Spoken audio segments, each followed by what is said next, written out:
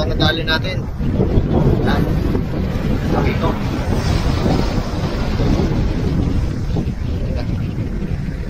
Yan talaga siya. Kumagat to sa lure natin. Yung ito. Siya kumagat kanina.